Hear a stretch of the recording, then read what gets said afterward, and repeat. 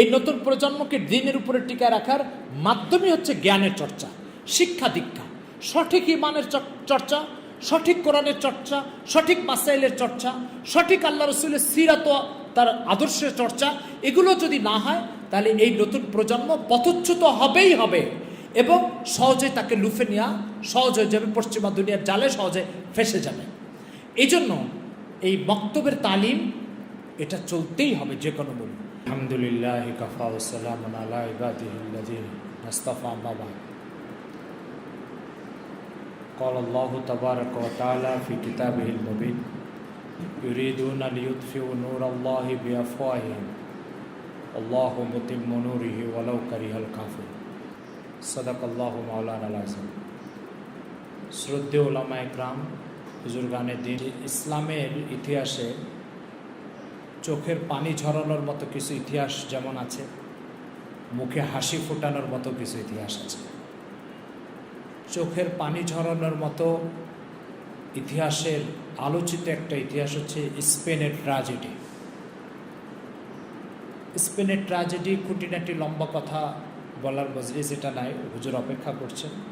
আপনারা এই ট্র্যাজেডি মোটামুটি জানেন যে প্রায় 800 বছরের একটা ইসলামী শাসন ব্যবস্থাকে এমনভাবে দাফন করে দেওয়া হয়েছে, যেখানে ইমাম কুরতুবির মতো মুফাসসিরে কোরআন এবং বিদগ্ধ আলিম জন্ম নিয়েছে, হাফেজ ইবনে আব্দুল বারের মতো আলোচিত মুহাদ্দিস জন্ম নিয়েছে, ইমাম মালিক রহমতুল্লাহ আলাইহির মশহুর শাগরিদ, যিনি মুয়াত্তা ইমাম মালিক থেকে নকল করে আজকে আমাদের সারা পৃথিবীতে মুয়াত্তার যে নুসখাটা প্রচলিত আছে, ইয়াহইয়া ইবনে ইয়াহইয়া উন্দুলুসি, এই স্পেন থেকে এসে ইমাম মালিক রহমতুল্লাহ আলাইহির কাছে পড়েছিল, যার কারণে স্পেনে মালিকি মাযহাবের চর্চা সবচেয়ে বেশি হয়েছে। এই সমস্ত জগৎ বিখ্যাত যত আলিম, হাফিজ ইবনে আব্দুল বার রহমতুল্লাহ আলাইহি মুয়াত্তা ইমাম মালিকের 2টো সরা লিখেছেন, 2টো 28 খণ্ডে, আল ইস্তিসকার আলা তামহিদ, 2টো 28 খণ্ডে এখন ছাপা হয়েছে।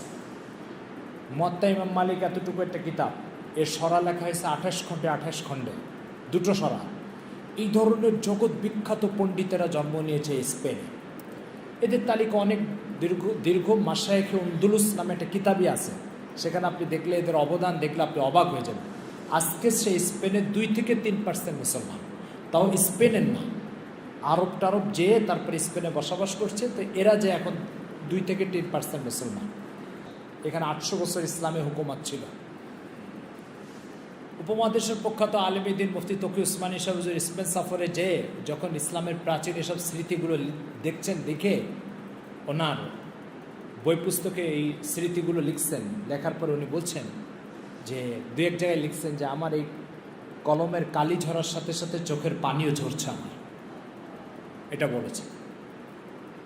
স্পেনের এই সমস্ত করুণ ইতিহাস যারা লিখেছেন তাদের ভিতরে তকি উসমানী সাহেব একজন, আর মাওলানা আবুল হাসান আলী নদভী একজন। এনাদের লেখা এই বিষয়ে আমাদের পড়া দরকার। এটা একটা ইতিহাস। প্রশ্ন হচ্ছে যে এরকম ইলমের চর্চা, শিল্প সাহিত্যের এই দবদবা, ওলামা মাশায়েখদের এই ব্যাপক উপস্থিতি ও আনাগোনা, এই একটা শহর কিভাবে পুরো পাল্টে গেল, পুরো উল্টো হয়ে গেল? এর কারণটা কি? এই কারণটার জন্য আপনাকে তকি উসমানী সাহেব হুজুর স্পেনের সফরনামা আলাদা চেপে আসছে, এটা একটু পড়তে হবে। ঠিক এর বিপরীতে এই উপমহাদেশে 800 বছর কোরআন ও সুন্নাহর শাসন চলেছে। 500 বছর ছিল মোগলদের শাসন, এর আগে খিলজি বংশের শাসন, লোদি বংশের শাসন, ঘুরি বংশের শাসন, দাস বংশের শাসন, এগুলো সব ইসলামী হুকুমতের শাসন ছিল। এই 800 বছরের ইসলামী হুকুমতটাকে শেষ করে ব্রিটিশরা এখানে এসে স্পেনের চেয়ে আরেকটা খারাপ পরিস্থিতি বানাতে চেয়েছিল এই উপমহাদেশকে, আরও খারাপ পরিস্থিতি।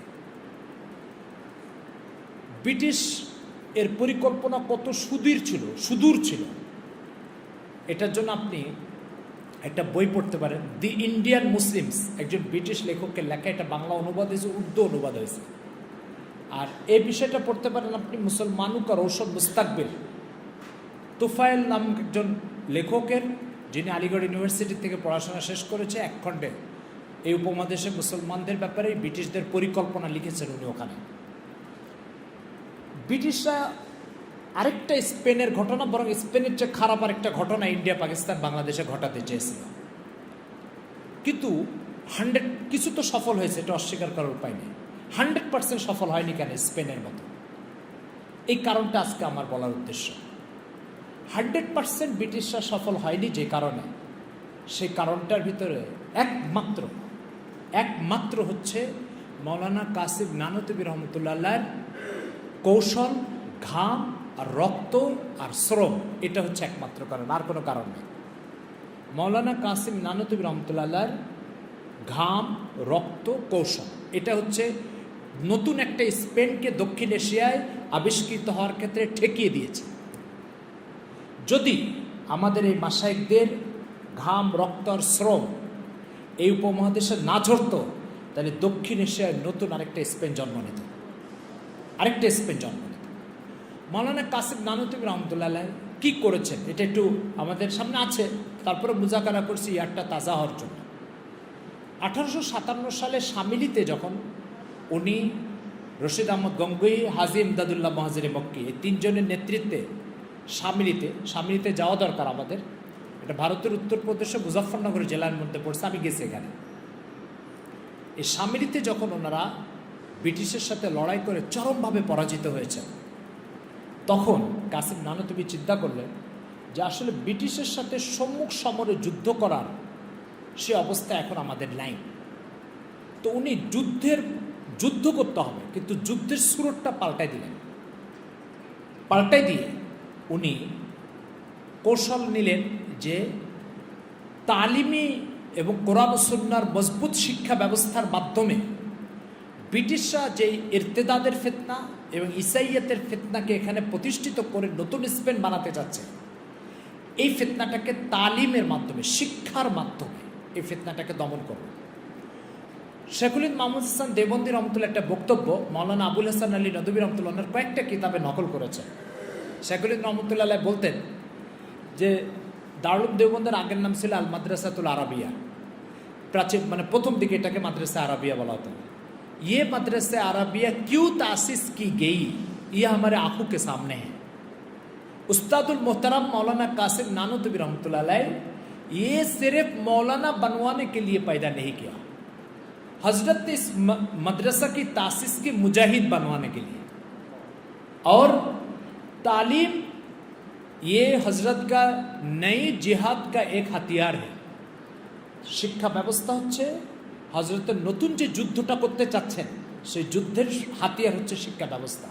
কিন্তু সূক্ষ্ম কর্মকৌশল মেধাবী মানুষ যারা, তারা প্রথমে একটা বীজ লাগাবে, এই বীজটাকে পরিচর্যা করে এর থেকে চারা বের করবে, ওই চারাটাকে পরিচর্যা করে এটাকে গাছ বানাবে, ওই গাছটাকে পরিচর্যা করে এটাকে ফলের রূপ দিবে, ওই ফল দিয়ে তারপরে মানুষের ফলের চাহিদা মিটায়, এরপরে যে তেনার যে মানে লক্ষ্য উদ্দেশ্য সেখানে পৌঁছবে।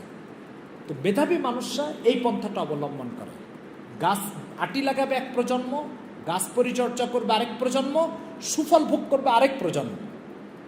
এটা হচ্ছে মেধাবী আর দূরদর্শী মানুষের কাজ। আর যারা মোটা মানুষের কাজ, তারা মনে করে যে আজকে গাছ লাগাবো, আজকে ফল হবে, আজকে খাবো। এই জন্য নবীদের হেদায়েতের সাথে আল্লাহ পাক একটা শব্দ উল্লেখ করেন কোরআন মাজিদে, দেখবেন সূরা হামিম সিজদা 21 নম্বর আয়াত, ওখানে দেখেন আল্লাহ তাআলা বলছেন ওয়ালাকাদ আতাইনা মূসাল কিতাবা ফালা তাকুম ফি মিরয়াতিম মিন লিকাই ওয়াজআলনাহু হুদাল লিবানি ইসরাঈল ওয়াজআলনা মিনহুম আইম্মাতা ইয়াহদুনা বিআমরিনা লাম্মা সাবারু। বনি ইসরাইলের মধ্যে আমি কিছু লোক তৈরি করেছি যারা হেদায়েতের কাজ করবে। কখন সম্ভব হয়েছে এটা? লাম্মা সাবারু, সবরের সিফাত যখন আসছে তখন হেদায়েতের কাজ সম্ভব হয়েছে। আর সবর দীর্ঘমেয়াদী কাজের জন্য সবর অপরিহার্য। আমি গাছ লাগাবো, আমি ফল খাবো, এটা বেসাবরি। এই বেসাবরি দ্বারা কখনো কোনো সমাজ পরিবর্তনের কাজ হয় না। সমাজ পরিবর্তনের কাজ হয় দীর্ঘমেয়াদী পরিকল্পনা নিয়ে করতে হবে। এই মেধা আল্লাহ তাআলা উপমহাদেশে দুইজন আলেমের মাথায় দিয়েছেন, একজন হচ্ছে মৌলানা ইলিয়াস রহমতুল্লাহ আলাইহ, আরেকজন হচ্ছে কাসিম নানতুবি রহমতুল্লাহ আলাইহ। ইলিয়াস রহমতুল্লাহর মাথায় যেটা আসছে সেটা হচ্ছে আমাদের সমাজে কেউ একটা সংগঠন তৈরি করে, ঠিক আছে? তো সংগঠন তৈরি করে কি চিন্তা করে, আমি এ সংগঠন করব, আমি এটার নেতৃত্বে আসবো, আমি ক্ষমতায় যাবো, আমি এমপি হবো, মন্ত্রী হব। সে সব কিছু করতে চায়। আমি গাছ লাগাবো, আমি ফল খাবো, আমি বাঁচবো, আমি এর যাবতীয় সুফল পাবো। তো এটা হচ্ছে বেসাবরি। এটা কি বেসাবরি। সবর কি জিনিস? সবর হচ্ছে আমি আটি লাগায় চারা দেখতে দেখতে আমি মারা যাব, একটা প্রজন্ম তৈরি করে যাব যারা এসে এই গাছটার পরিচর্যা করবে, আরেকটা প্রজন্ম তৈরি করব তারা এসে এই গাছটাকে ফলে পৌঁছায় দিবে, আরেকটা প্রজন্ম এসে তার সুফল ভোগ করবে। আর প্রত্যেক নবীদের সাথে সবরের সিফাতটা ছিল, এই কারণে নবীরা কখনো দাওয়াতের কাজ বেসাবরি দ্বারা করতো না। বেসাবরি হলে নবুয়তের কাজ করতেই পারবে না। এই জন্য আমাদের মধ্যে প্রথম যে ইয়েটা দূর করতে হবে সেটা হচ্ছে আমি এই কাজ করেছি, এর সুফল আমাকে ভোগ করতে হবে না, আমি এই কাজ করি, সুফল আরেকজন ভোগ করবে। 1757 সালে ব্রিটিশরা লর্ড ক্লাইভ নবাব সিরাজউদ্দৌলার হাত থেকে যে ভারত উপমহাদেশের পলাশির এলাকাটাকে দখল করে শাসন কার্যের নিজের হাতে নিয়েছিল, এই লর্ড ক্লাইভের আদৌ লক্ষ্য ছিল না শুধু পলাশি নিয়ে সে ক্ষান্ত হবে, তার লক্ষ্য ছিল দিল্লির লালকেল্লা দখল করবে। 1803 সালে দিল্লির লালকেল্লা ওদের হাতে নিয়েছে বাদশাহ বাহাদুর শাহ জাফরের হাত থেকে। এই যে বাহাদুর শাহ জাফরের হাত থেকে দিল্লির লালকেল্লা নিয়ে যাত্রা শুরু করেছে ওরা ইস্ট ইন্ডিয়া কোম্পানির থেকে, যখন আওরঙ্গজেব ক্ষমতায় ছিল 1600 শতাব্দীতে। সেই 1600 শতাব্দীর যাত্রা ওরা পরিণত করেছে 1801 সালে করে, তারপরে পুরো ইন্ডিয়া ওরা হাতের ভিতরে নিয়েছে। কাজ করেছে একজন, রক্ত ঝরাইছে একজন, ঘাম ঝরাইছে একজন, সুফল ভোগ করেছে 3 প্রজন্ম পরে এসে। এই সবরটা আম্বেকরামের মধ্যে ছিল। আমাদের ভিতরে বড় সমস্যা হচ্ছে এই সবর নাই, বড় সমস্যা এটা। এই জন্য নবীদের কথা যেখানে কোরআন মজিদে আসছে, ওয়াকান আবদান সাবুরা আবদান শাকুরা শাকিরান লিআনহুমি লাম্মা সাবারু, এই যে শব্দগুলো নবীদের সামনে আল্লাহ তাআলা কেন ব্যবহার করছেন এই কারণে দাওয়াতের কাজ, সমাজ পরিবর্তনের কাজ, উম্মার পরিবর্তনের কাজ সবর ছাড়া হয় না এটা। তো যেটা বলতেছিলাম, কাসিম নানুতুবি রহমতুল্লাহ আলাইহি তিনি সিদ্ধান্ত নিলেন ব্রিটিশের সামনে লড়াই করবেন না। উনি সিদ্ধান্ত নিলেন যে আমি লড়াইয়ের ময়দান চেঞ্জ করব। হযরতের এই পরিকল্পনাটা এতটা সময় উপযোগী এবং বুদ্ধিবৃত্তিক ছিল যে পশ্চিমা দুনিয়া আজকাল সরাসরি ময়দানের সাথে যুদ্ধ করা, ময়দানে একটার সাথে লড়াই করা, এগুলো কমাই দিয়েছে। এখন ওদের লড়াইটা হয় বুদ্ধিবৃত্তিক লড়াই। বুদ্ধিবৃত্তিক লড়াই মানে আপনার সমাজ থেকে আপনার আদর্শকে দাফন করে সে তার আদর্শকে চাপাই দিবে। কি করবে জানেন? আপনার সমাজের থেকে কিছু লোককে উঠায় ইউরোপে নিয়ে যাবে, ইউরোপে নিয়ে যেয়ে এদেরকে প্রশিক্ষণ দিবে, দেমাগ ধোলাই করবে, ধোলাই করে এদের মাথার থেকে আল্লাহ, খোদা, আখেরাত, দিন এগুলো সব খতম করে নির্ভেজাল পশ্চিমা দুনিয়ার বস্তুবাদী চিন্তা ঢুকাই দিয়ে ওরা আপনার দেশে পাঠিয়ে দিবে। পাঠিয়ে দিয়ে আস্তে আস্তে একে স্বীকৃত করাবে। এ হচ্ছে বুদ্ধিজীবী। এই বুদ্ধিজীবীটা করা এবার ওকে ওই সমাজে মডেল বানাবে, নমুনা বানাবে, ওসোয়া বানাবে। এবার তার বক্তব্য, তার কথা, তার সিদ্ধান্ত ওই সমাজে ব্যাপকভাবে সমাদৃত এবং গ্রহণযোগ্য হবে। এ হচ্ছে পশ্চিমাদের সবচেয়ে আস্থাভাজন প্রতিনিধি। আমাদের সমাজে ডক্টর কামাল, আমাদের সমাজে আপনার শাহরিয়ার কবির, আমাদের সমাজে মারা গেছে শামসুর রহমান, আমাদের সমাজে কবির চৌধুরী। এই যে লোকগুলো, এই লোকগুলো কি? এই লোকগুলো হচ্ছে পশ্চিমা দুনিয়ার বুদ্ধিবৃত্তিক যুদ্ধে পশ্চিমাদের মুজাহিদ, আমাদের সমাজের তাদের আস্থাভাজন প্রতিনিধি। এই জন্য পশ্চিমা দুনিয়া এখন অস্ত্র দিয়ে যুদ্ধ করে না, এখন যুদ্ধ করে বুদ্ধিবৃত্তিক যুদ্ধ। এই যুদ্ধটাকে আরবিতে আমাদের কিতাবাদিতে ডক্টর মুস্তফা সেবাই মিশরের প্রখ্যাত লেখক, তার লেখাতে পাবেন আপনি আল গজবুল ফিক্রি, ইংরেজিতে বলে ইন্টেলেকচুয়াল ওয়ার। এই ইন্টেলেকচুয়াল ওয়ার যেটা বুদ্ধিবৃত্তিক যুদ্ধ, এই বুদ্ধিবৃত্তিক যুদ্ধটা এরা আমাদের সমাজের উপরে সাথে এখন করে। এই জন্য আপনাকে অস্ত্র দিয়ে গুলি করবে না, কিন্তু আপনার দেমাগটাকে এমনভাবে সাইজ করে দেবে যে আপনার দেমাগ থেকে যে কথা বেরোবে সব পশ্চিমা দুনিয়ার প্রতিনিধিত্বের কথা বেরোবে। এই যুদ্ধটা এখন ওরা করে। আর এই যুদ্ধটা করার জন্য পশ্চিমা দুনিয়া এখন কি করছে? একমাত্র শিক্ষা ব্যবস্থাটাকে দখল করছে, শুধু শিক্ষা ব্যবস্থা। এটার জন্য ওরা কোনো রাজনৈতিক সংগঠনও করে না, এর জন্য ওরা হামতাম মিছিল মিটিং এগুলো করে না। শিক্ষার যে উৎসগুলো, স্কুল, কলেজ, ইউনিভার্সিটি এগুলোকে দখল করছে। দখল করে এই সমস্ত ইউনিভার্সিটিগুলোতে এখন থেকে 50 বছর আগে এখানে শুধু জাগতিক বিষয়ে শিক্ষা দেওয়া হতো। এখন এই সমস্ত ইউনিভার্সিটিতে একেবারে নির্ভেজাল পশ্চিমা দুনিয়ার বিশ্বাস, চারিত্রিক নোংরামি, চারিত্রিক যৌন উচ্ছৃঙ্খলতা এগুলাকে এই সমস্ত শিক্ষা ব্যবস্থার ভিতরে প্রমোট করে দিচ্ছে, দিয়ে সেই বুদ্ধিবৃত্তিক যুদ্ধর একটা পরিণতিতে পৌঁছার চেষ্টা করছে। মৌলানা কাসিম নানুতুবি রহমতুল্লাহ কাজটা সময় উপযোগী এবং অত্যন্ত যৌক্তিক কেন ছিল? এর কারণ হচ্ছে পশ্চিমা দুনিয়া আগামী দুনিয়াতে এইভাবে অস্ত্রের যুদ্ধ বন্ধ করে যে বুদ্ধিবৃত্তিক যুদ্ধ শুরু করবে আর শিক্ষা ব্যবস্থাকে তার মাধ্যম বানাবে, এটা হযরত তার দূরদর্শিতা দিয়ে বুঝেছিলেন। বোঝার কারণে হযরত শিক্ষা ব্যবস্থাকে হাতে নিয়েছেন। নিয়ে আজকে আপনি ভাবতে পারেন যে হযরতের চিন্তা থেকে আবিষ্কৃত এই সিলেবাসটা এই উপমহাদেশকে তো স্পেনের হাত থেকে বাঁচিয়েছে। এই উপমহাদেশকে নয়, এখন ইউরোপ আমেরিকাতে দিনের সবচেয়ে নির্ভেজাল মূলধারার শিক্ষা ব্যবস্থাটা হচ্ছে এই কওমি মাদ্রাসা। আপনি যান ইউরোপের দুটো দেশের নাম আপনাকে বলি। ইউরোপের একটা দেশের নাম হচ্ছে ব্রিটেন, আরেকটা দেশের নাম হচ্ছে ফ্রান্স। ফ্রান্সে মুসলমানের মেজরিটি ব্রিটেনের চেয়ে বেশি, কিন্তু ব্রিটেনে জায়গায় জায়গায় আপনি মাদ্রাসা, মক্তব, দাওরা হাদিস মাদ্রাসা, হিফজখানা ভরে গেছে। বরং আগামী দুনিয়াতে যদি কখনো ইসলামী কোনো বিপ্লব ইউরোপে হয়, তাহলে লন্ডন হবে তার মার্কাজ। এত মাদারিস লন্ডনে আর ব্রিটেনে। এর বিপরীতে আপনি ফ্রান্সে যান, টোটাল ফ্রান্সে মসজিদ মাদ্রাসা তো নাই, মসজিদ 500, 600, 1000 কিলোমিটার দূরে দূরে এক একটা মসজিদ। প্রশ্ন হচ্ছে লন্ডনে এই অবস্থা, ফ্রান্সে এই অবস্থা কেন? এর কারণ হচ্ছে লন্ডনে যারা গেছে এরা হচ্ছে এই উপমহাদেশের মুসলমানরা গেছে, আর ফ্রান্সে যারা আসছে, ফ্রান্স আরব উপনিবেশ ছিল, অর্থাৎ ফ্রান্স মিশর, মৌরতানিয়া, তুনুস এই সমস্ত রাষ্ট্রের উপর উপনিবেশ শাসন চালানোর কারণে ফ্রান্সে যারা গেছে এই আরব দেশের মুসলমানরা গেছে। আর ব্রিটেন আমাদের এই উপমহাদেশে উপনিবেশ শাসন চালিয়েছে। এই জন্য ব্রিটেনে যারা গেছে এখানকার লোকজন গেছে, এখানকার মুসলমানরা গেছে। এরা যখন গেছে সাথে মাদ্রাসা নিয়ে গেছে, সাথে মসজিদ নিয়ে গেছে, সাথে দিনের মেহনত নিয়ে গেছে। আর আরব থেকে যারা স্পেনে গেছে, সেই স্পেনে যখন গেছে, তারা এই স্পেন বলছি ফ্রান্সে গেছে, তো ওরা মসজিদও সাথে নিয়ে যায়নি, মাদ্রাসাও সাথে নিয়ে যায়নি। এই কারণে ফ্রান্সে মাদ্রাসার এই দুর্ভিক্ষ, আর লন্ডনে আপনি যাবেন মাদ্রাসা মসজিদ দিয়ে আবাদ। তো এই যে দুটো পার্থক্য ইউরোপের কথা বললাম, এটা মাওলানা কাসিম নানুতুবি রহমতুল্লাহ দূরদর্শিতার ফলাফল।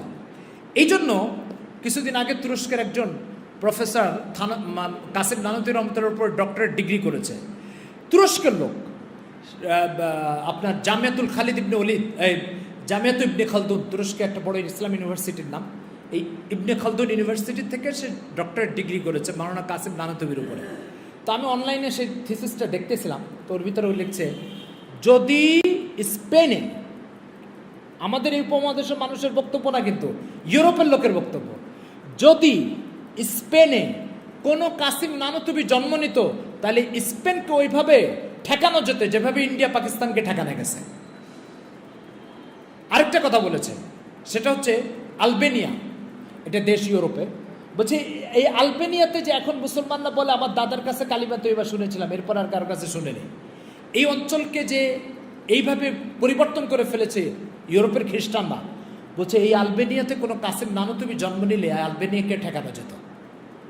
এই জন্য বর্তমানে কোনো সমাজ ব্যবস্থাকে পরিবর্তনের জন্য শিক্ষা হচ্ছে সবচেয়ে শক্তিশালী মাধ্যম।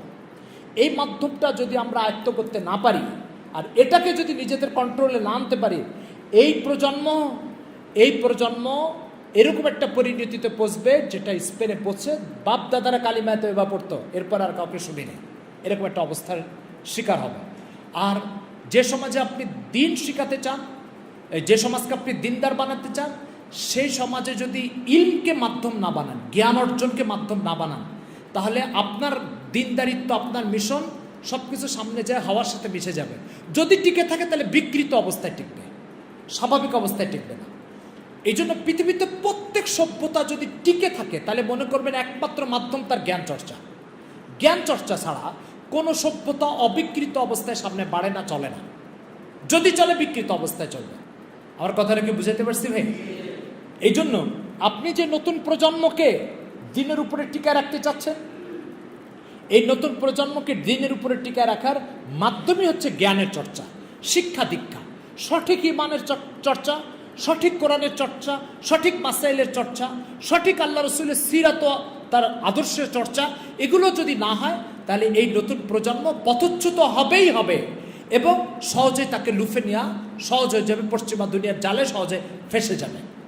এই জন্য এই মক্তবের তালিম এটা চলতেই হবে যে কোনো মূল্যে। আমরা প্রসিদ্ধ একটা গল্প অনেক জায়গায় শোনাই, আমরা আরবি সাহিত্যের বইতে পড়েছি যে এক লোক রাস্তা দিয়ে যাচ্ছে, তো পাশে তার হাতি গলায় চিকন একটা রশি বাঁধা। তো পথিক হাতির মালিককে জিজ্ঞেস করছে, ভাই এত বড় হাতি সুর দিয়ে পেঁচায় গাছ উপড়ায় ফেলে, তো তোমার এই রশিটা ছিঁড়ে যায় না কেন? তো হাতির মালিক বলতেছে, ভাই এর পিছনে একটা ঘটনা আছে। কি ঘটনা? বলছে এই হাতিটা যেদিন জন্মগ্রহণ করেছিল সেদিন ছোটাছুটি শুরু করছে, তো আমি গলায় একটা রশি বেঁধে রেখে দিয়েছি। তো ওই রশিটা ওই দিন কমজোর ছিল, ওই দিন এটা সেরার চেষ্টা করেছে, ছিঁড়তে পারে না। তো বড় হয়েছে, বয়স হয়েছে, শরীর মোটা তাজা হয়েছে, কিন্তু এই রশি সম্পর্কে একটা বিশ্বাস ভিতরে ঢুকছে, আমাকে মনে হয় এই রশি ছাড়া আমাকে দিয়ে সম্ভব না। ওই বিশ্বাসটা তার সব চেঞ্জ হয়েছে, কিন্তু ওই বিশ্বাসটা চেঞ্জ হয়নি, ওই বিশ্বাসটা এখনো রয়ে গেছে। এই গল্পকারক নিচে একটা মোলাহাজা লিখতেছে, একটা শিক্ষা লিখছে। বলছে যে ছোটবেলায় কারোর দিলের ভিতরে কোনো বিশ্বাস ঢুকে গেলে সেই বিশ্বাস পরবর্তীতে কখনোই আর চেঞ্জ হয় না, আর পরিবর্তন হয় না। হাফিজ ইবনে হাজার আসকালানী রহমতুল্লাহ আলাইহ বুখারী শরীফে একটা বাব আছে, বাবু তালিম সিবিয়ান আল কোরআন, বাচ্চাদেরকে কোরআন শেখানো। এটা বুখারী জিলদে সানিতে এই বাব আছে, 21 নম্বর পাড়ায়। ওই বাবের অধীনে হাফিজ ইবনে হাজার আসকালানী ফতুল বাড়িতে একটা দর্শন লিখেছে, ফিলোসফি। সেটা হচ্ছে যে তালিম সিবিয়ান কান নাকশি আল হাজারি, বাচ্চাদেরকে কোনো কিছু শেখানো আর পাথরের উপরে খোদাই করা এটা একই কথা। তো এই জন্য ইমাম বুখারীর এই বাব জিলদে সানিতে বাবু তালিম সিবিয়ান আল কোরআন, বাচ্চাদেরকে কোরআন শেখানো। কথা বোঝা গেছে? তো সেজন্য যে কথাটা বলতে চাচ্ছিলাম সেটা হচ্ছে যে তালিম, শিক্ষা, এটা একটা জাতির পরিবর্তনের জন্য অপরিহার্য। আপনি জাতিকে যদি বদ্দিন বানাতে চান তো বদ্দিনে তালিম দিবেন, আপনি দিনদার বানাতে চান তো দিনের তালিম দিবেন। তো যেটা বানাতে চান সেটা তালিম অব্যাহত রাখতেই হবে বিকৃতির হাত থেকে বাঁচার জন্য, আর সুষ্ঠুভাবে আপনি আপনার সমাজকে গন্তব্যে পৌঁছানোর জন্য। কোনো এর বিকল্প নাই, কোনো বিকল্প না। আপনি ভাত খাবেন না রুটি খাবেন? বলছে ক্ষুধা লাগছে, ভাত খেলে খেতে পারে, রুটি খেলেও খেতে পারে, একটা আরেকটার বিকল্প হতে পারে, তালিমের কোনো বিকল্প নেই। তো আসল যে কথাটা আমরা শুরু করেছিলাম যে কাসিম নানুতুবি রহমতুল্লাহ আলাইহ এই উপমহাদেশকে স্পেনের মতো আরেকটা নজির বানানোর হাত থেকে বাঁচানোর জন্য অবলম্বন করেছেন, হাতিয়ার হিসাবে গ্রহণ করেছেন কোন জিনিসকে বলেন? শিক্ষাকে। এটাকে উনি অবলম্বন করেছেন। আলহামদুলিল্লাহ, উনি ওনার এই দূরদর্শিতা দিয়ে নতুন একটা স্পেন দক্ষিণ এশিয়ায় জন্ম নেওয়ার থেকে বাঁচাই দিয়েছেন। বাঁচাই পেরেছেন কিনা বলেন? এটাই উপমহাদেশে তার মাদ্রাসায় পড়ুয়া লোকের বক্তব্য না, এটা তো তুরস্কের লোকের বক্তব্য, ওনার উপরে থিসিস করতে যায় সে লিখেছে এটা। এই জন্য কাসিম নানুতুবি রহমতুল্লাহ এর মিশন থেমে যাবে না সামনে চলবে? সামনে চলবে। আমরা সবাই রাজি আছি তো ইনশাআল্লাহ? এই জন্য মওত পর্যন্ত। আর এই ধারণা, আমি এটাকে একটু বদভ্যাসই বলি, এই বদভ্যাসটা আমরা দূর করি। সে বদভ্যাসটা কি? যে আমি কোনো মেহনত করলে তার সুফল আমিই খাবো না।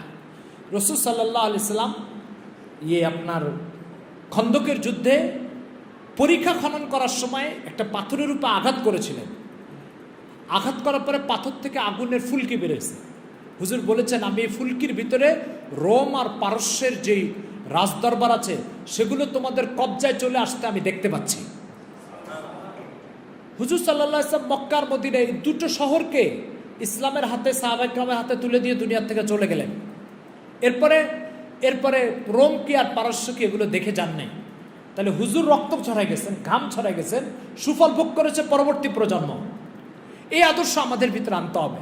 আমি মেহনত করে একটা প্রজন্মকে দিনের উপরে তুলে দিয়ে যাব, সেই প্রজন্ম আরেকটা প্রজন্মকে তুলে দিয়ে যাবে। এরপরে ইসলামের গলাবা, ইসলামের বিজয়, উম্মতের মাথা উঁচু করে দাঁড়ানো, এটা আরেক প্রজন্ম এসে ভোগ করবে। এটা ব্রিটিশরা করে, এটা রাসূল সাল্লাল্লাহু আলাইহি ওয়াসাল্লাম করেছেন। আমাদেরকে রাসূল সাল্লাল্লাহু আলাইহি ওয়াসাল্লামের এই আদর্শ গ্রহণ করতে হবে। শ্রম, মেধা, রক্ত আমি দিয়ে যাব, আর সুফল ভোগ করবো আমার পরবর্তী প্রজন্ম। আর এটা যখন করবো তখন লাম্মা সাবারু, এই লাম্মা সাবারুর মেজদাক তখন হতে পারবো। আর এই বেসাবরি, আমি বীজ লাগাইছি, আমি খাবো, আমি ভোগ করবো, এটা কখনোই হেদায়েতের কাজের সাথে চলে না।